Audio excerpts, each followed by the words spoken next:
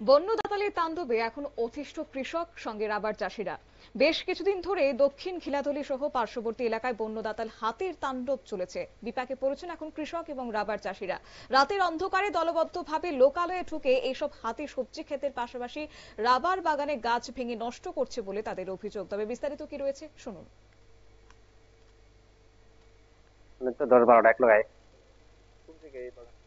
এটা হচ্ছে দক্ষিণ গিলাতলি খগেন্দ্রমোহন কলোনি এরিয়া।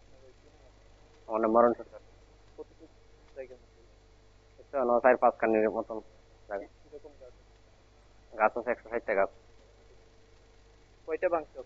20-25 দিনের ভিতরে ভেঙে লেছে 22-23টা গাছ ভাঙছে। ভাঙ্গে কি করে? ভাঙ্গা পাতা দিয়ে খাইলা, বাচ্চাদের পাতা খাওয়া, ওই যে লগে খাই দিও কাটা তো লেদা টেদা দিয়ে সব কেন্দা আজকে সকালে ভাঙছে 60টা গাছ। দেখতে কি ফরেস্ট আইনি? না ফরেস্টরি তাই না,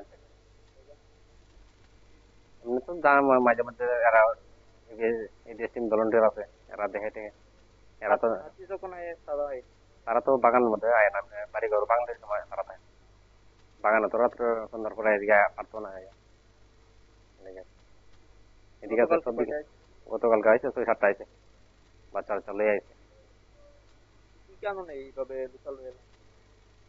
স্থানীয় চাষী মরণ সরকারের অভিযোগ যে গত 20 থেকে 25 দিনে প্রায় 23টি পূর্ণবয়স্ক রাবার গাছ সম্পূর্ণভাবে ভেঙে দিয়েছে হাতির দল। তাই এবার ক্ষতিগ্রস্ত কৃষক এবং চাষিরা দাবি তুলেছেন ক্ষতিপূরণ ও হাতির আক্রমণ রোধে অবিলম্বে প্রশাসন যেন গুরুত্বপূর্ণ ভূমিকা পালন করে।